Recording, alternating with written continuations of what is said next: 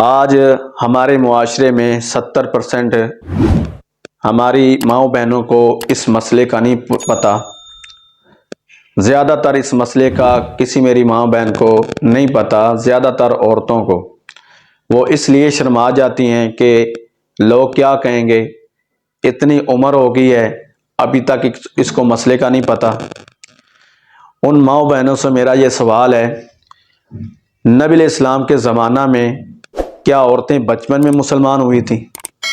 نہیں، کوئی عورت 40 سال کی عمر میں مسلمان ہوئی، کوئی عورت 50 سال کی عمر میں مسلمان ہوئی۔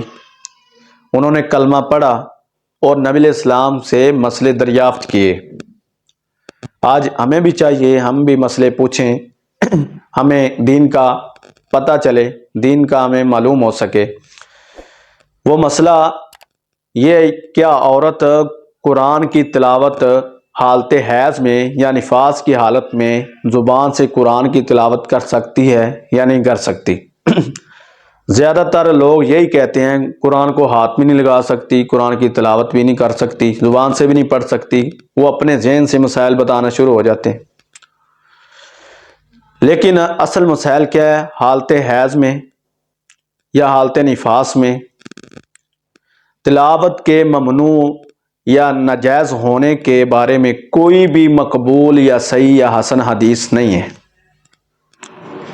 بلکہ حالت حیض میں، نفاس میں عورت قرآن کی تلاوت زبان سے کر سکتی ہے، ذکر و اذکار کر سکتی ہے، لیکن قرآن کو ہاتھ نہیں لگا سکتی۔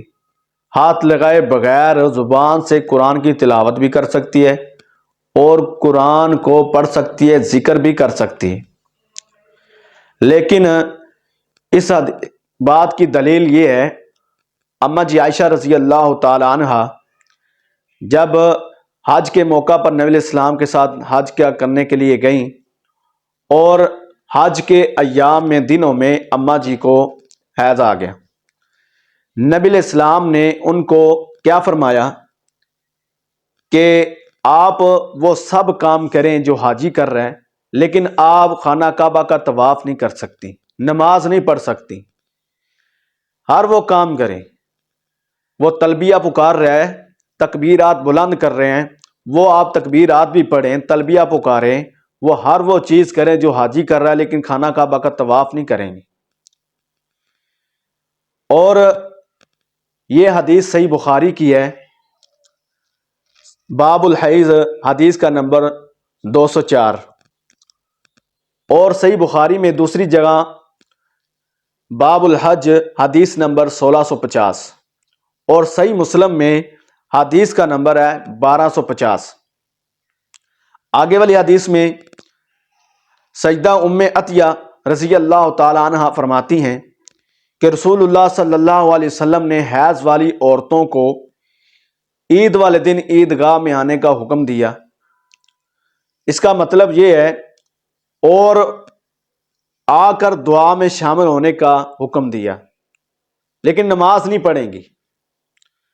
حالت حیض میں، نفاس کی حالت میں وہ نماز نہیں پڑھے گی، لیکن عیدگاہ میں آ کر وہ دعا میں شامل ہوں گی، اور تکبیرات جو بلند ہو رہی ہیں تکبیرات بھی بلند کریں گی، تکبیرات بھی پڑھیں گی، لیکن نماز نہیں پڑھیں گی۔ اس سے کیا معلوم ہوا؟ یہ معلوم ہوا زبان سے ہر وہ چیز کر سکتی ہے جو حالت حیض میں قرآن کو ہاتھ نہیں لگا سکتی، حدیث کو ہاتھ نہیں لگا سکتی، لیکن زبان سے قرآن کی تلاوت بھی کر سکتی ہے، اور زبان سے حدیث بھی پڑھ سکتی ہے، اور زبان سے ذکر بھی کر سکتی ہے۔ اس حدیث کا نمبر، صحیح بخاری کی یہ حدیث ہے، باب الحیض، باب الحیض حدیث کا نمبر 324، اور صحیح مسلم میں صلاۃ العیدین حدیث کا نمبر 890 ہے۔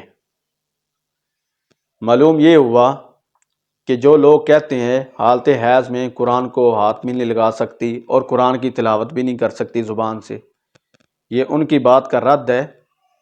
نبی علیہ السلام کی حدیث ہمارے سامنے آ گئی ہے، حالت حیض میں ہو یا حالت نفاس میں ہو، زبان کے ساتھ قرآن بھی پڑھ سکتی ہے، ذکر بھی کر سکتی ہے، حدیث بھی پڑھ سکتی ہے، ہر وہ کام کر سکتے، لیکن حیض کی حالت میں قرآن کو ہاتھ نہیں لگا سکتی، حدیث کو ہاتھ نہیں لگا سکتی۔ اللہ تعالیٰ کے آگے دو اللہ تعالیٰ ہمیں دین کی سمجھ عطا فرمائے اور ہمیں یہ مسئلہ آگے شیئر کرنے کی توفیق عطا فرمائے تاکہ دوسرے مسلمانوں تک پہنچے، وہ سن کر اپنی اصلاح کریں اور آپ کے لیے صدقہ جاریہ بنے۔ وما علینا الا البلاغ المبین۔